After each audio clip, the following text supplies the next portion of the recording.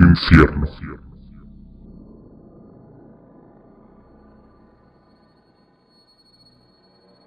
Acto 1. Confusión.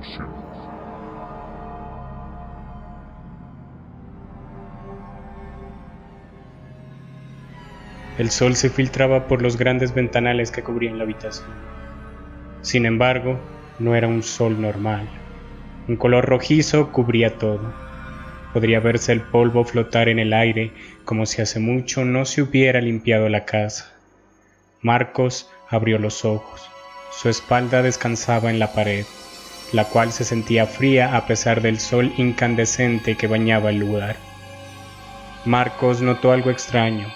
Le costó ponerse en pie. Cuando lo hizo, comenzó a explorar su hogar.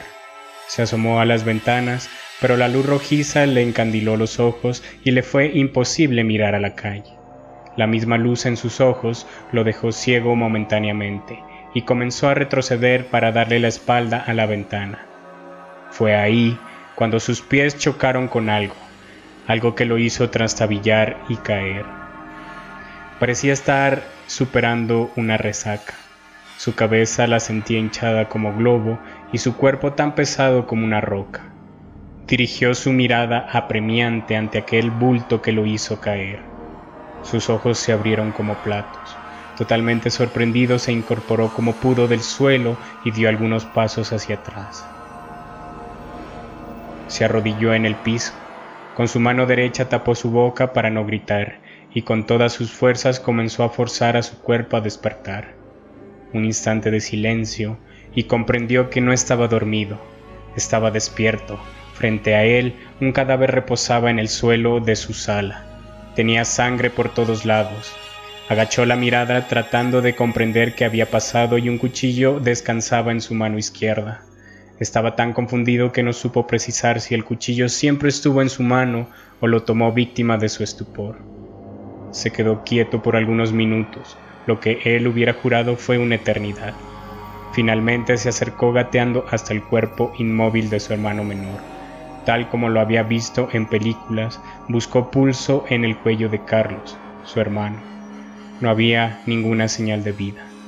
El cuerpo de Marcos latía frenéticamente, pero él quería que esos mismos latidos provengan de su único hermano. Marcos comenzó un escaneo en su memoria para comprender quién había sido. Seguramente fue drogado por alguien. Ese alguien mató a su hermano y trata de echarle la culpa. En esa búsqueda en su cabeza por respuestas, un ruido interrumpió sus elucubraciones. Alguien tocaba la puerta. Lo hacía con afán. Marcos se incorporó asustado. Podía ser su novia o su madre. Él no iba a permitir que se encuentren con tal escena tan macabra y a la vez desoladora. Corriendo se dirigió a su alcoba y con una sábana cubrió el cadáver. Lo arrastró a la cocina y cerró la puerta con llave. Rengueando, como si hubiera tenido una pelea, caminó a la puerta. Al abrir, se encontró del otro lado de la puerta a su hermano menor, Carlos.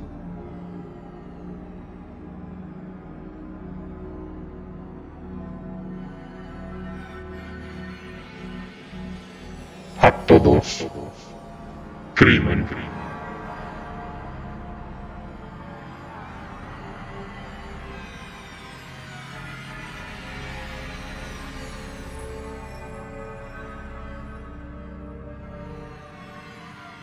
Hola, hermano. Dijo Carlos. Necesitamos hablar. Marcos era incapaz de responder. Miraba de reojo a la cocina. ¿Cómo era posible si hace menos de un minuto había dejado el cuerpo de su hermano en la cocina y ahora éste le saludaba en la puerta de su casa? ¿Qué pasa, Marcos? ¿Por qué no dices nada? Tú. ¿Yo qué? ¿Sucede algo?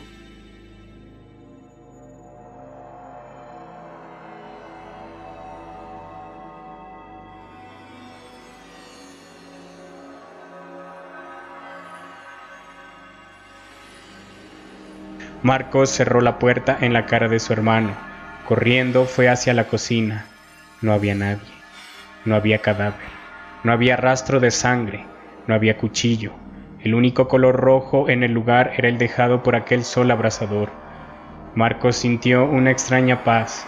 Su hermano estaba vivo y tan solo había sido una terrible pesadilla. ¿Qué pasa contigo, Marcos? ¿Cómo entraste? Dejaste la puerta abierta. Marcos miró a su hermano y lo abrazó. Con lágrimas en sus ojos, le dijo lo feliz que estaba de verlo. No obstante, Carlos tenía algo que decirle, y ese era el motivo de su visita. Marcos lo invitó a la cocina para servirle un vaso de jugo. Carlos lucía nervioso y sus manos le sudaban profusamente.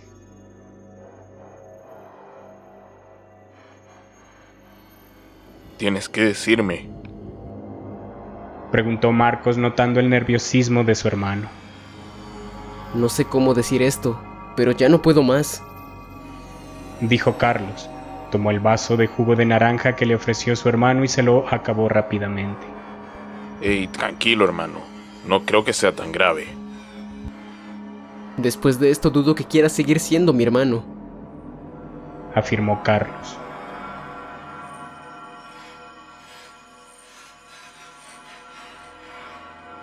Carlos comenzó su relato, con la voz entrecortada y haciendo cerca de 10 pausas cada 3 palabras. Finalmente logró armar una oración completa, oración que dejó helado a Marcos, cambiando su alegría por tener a su hermano vivo en una furia incontrolable. Aura y yo llevamos saliendo hace más de 6 meses. Tenemos una relación amorosa y ya no puedo ocultarlo más. Las últimas palabras de Carlos fueron como cuchillos en el corazón de Marcos. Su hermano y su novia estaban juntos, la peor declaración de infidelidad que se puede escuchar. Marcos estaba enceguecido de rabia, golpeó a su hermano en reiteradas ocasiones, dándole golpes certeros en su rostro. ¿Cómo había podido defraudar su confianza así? Cada golpe venía acompañado de un reclamo.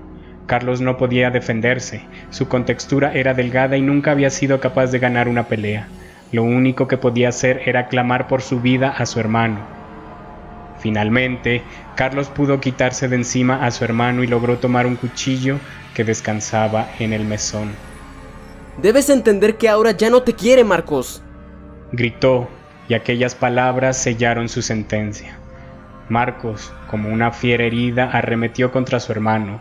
Lo siguió hasta la sala y en el forcejeo le quitó el cuchillo de las manos, lo arrojó al suelo y le dio múltiples cuchilladas. Marcos recobró la cordura y después de más de 30 puñaladas pudo reaccionar. Lastimosamente, ya era tarde. Su hermano se desangraba en el piso. Con el cuchillo en sus manos, Marcos se dirigió a un rincón. Se sentó apoyando su espalda sobre la pared fría y desde ahí vio a su hermano morir hasta que se quedó dormido, diciendo con voz temblorosa: Yo no lo maté, yo no lo hice.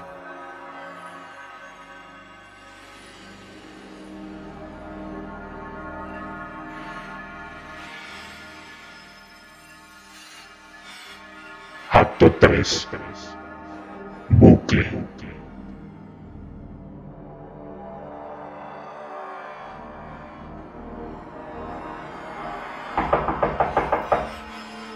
Un golpe frenético en la puerta despertó a Marcos.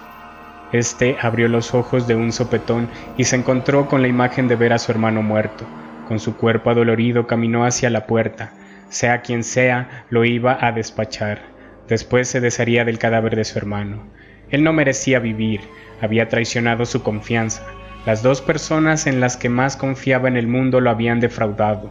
Ninguno merecía vivir. En su interior rogaba que fuera su novia, para arrebatarle la vida tal y como lo había hecho con su hermano. Abrió la puerta, su mente volvió a confundirse. ¿Qué clase de pesadilla sin sentido estaba viviendo? Afuera, su hermano lo esperaba. Hola, hermano. Tenemos que hablar. Lárgate. Lo espetó Marcos. No quiero hablar contigo. ¡Lárgate! ¿Lo sabes? preguntó Carlos con temor. Sí, lo sé, y no quiero verte. ¡Lárgate de mi casa! No, hermano, déjame explicar todo. Marcos intentó cerrar la puerta, pero su hermano forcejeó para que no lo hiciera. Finalmente, Carlos logró entrar. Marcos corrió y se recostó sobre la misma pared donde había visto morir a su hermano algunos minutos antes.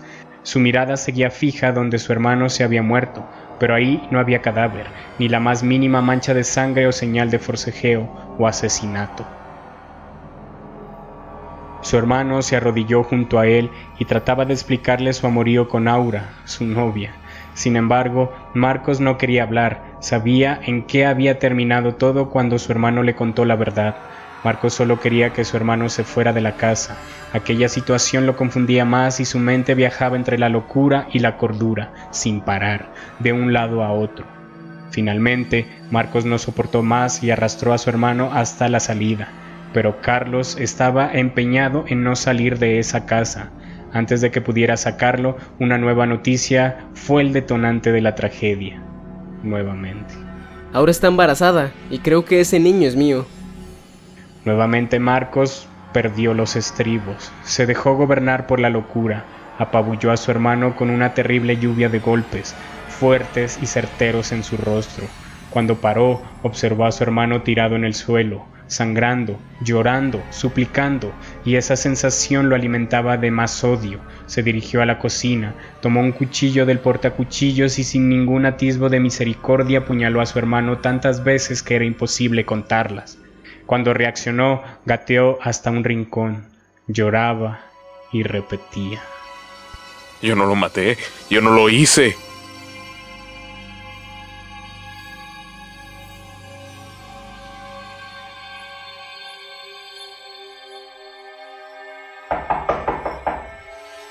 Otra vez la puerta.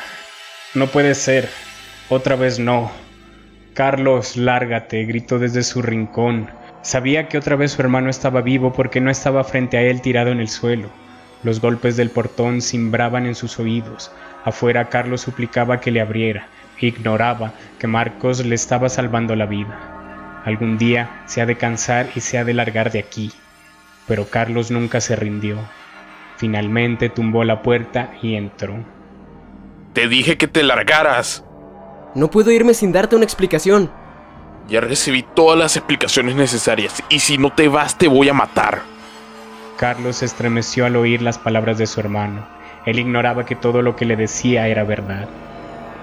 Tranquilo, hermano. De verdad no quise hacerlo. Lo decía llorando. Te dije que no quiero oír ni tus argumentos, ni tus razones, ni tus verdades. Solo quiero que te vayas con Aura y no regreses más. Denle a ese niño un buen ejemplo, si es que pueden. Carlos nuevamente volvió a estremecerse. Su hermano conocía toda la verdad.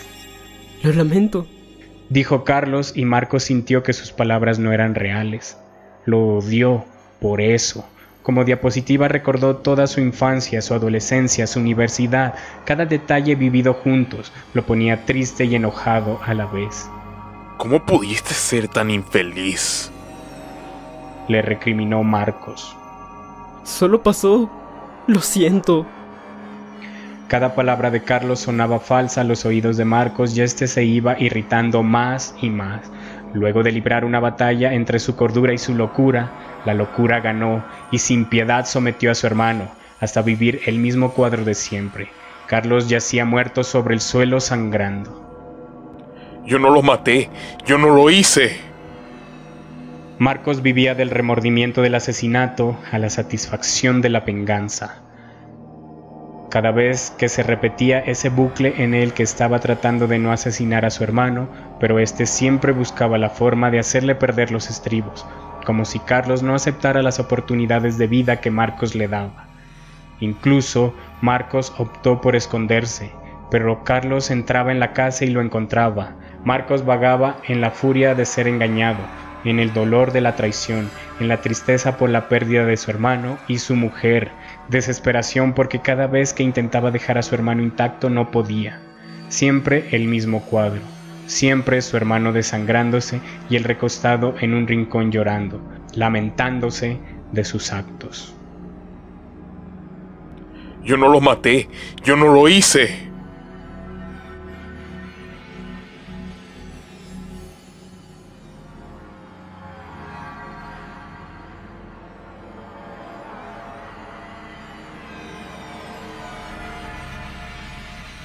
Acto 4. Locura.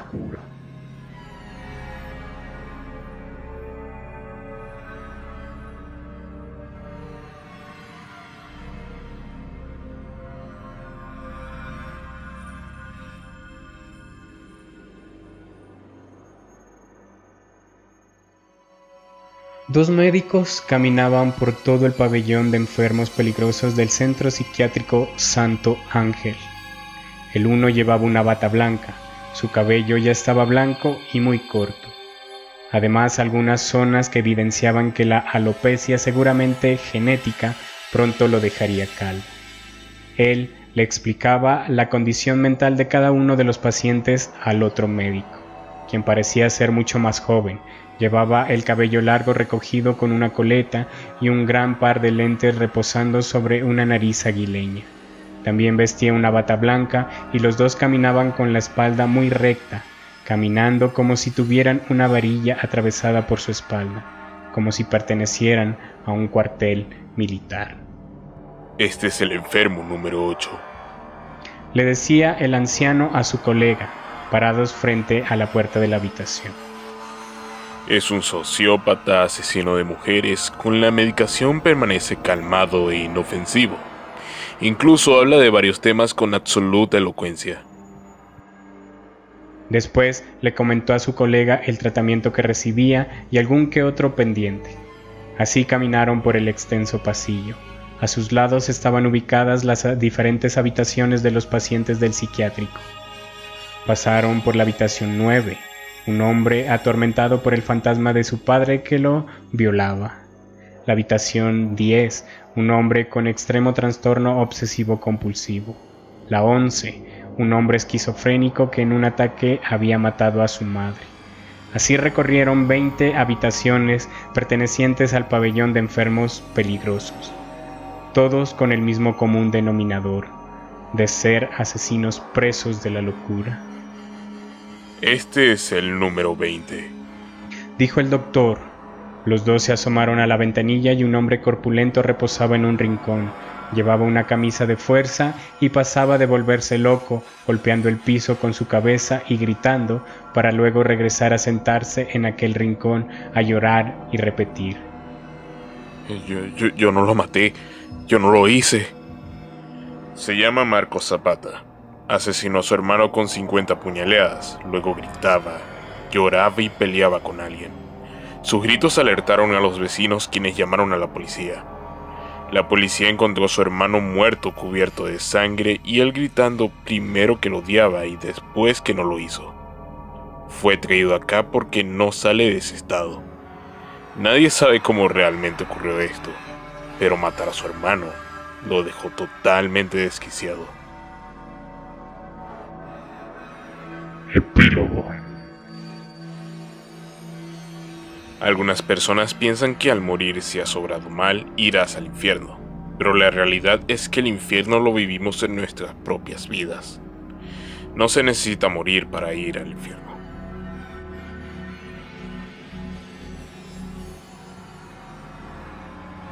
Si el video te gustó, ya sabes que un like es siempre bienvenido. Si quieres escuchar más historias así, suscríbete al canal de La Caja Paranormal. Además, quiero agradecer a Phantom Andren y a Smile Dead por ayudarme en la realización de esta historia. Puedes visitar sus canales y disfrutar de su contenido también relacionado con el género del terror, el misterio y el suspenso. Los links te los dejo abajo en la descripción. Yo soy Luis y nos vemos en un próximo video. Adiós.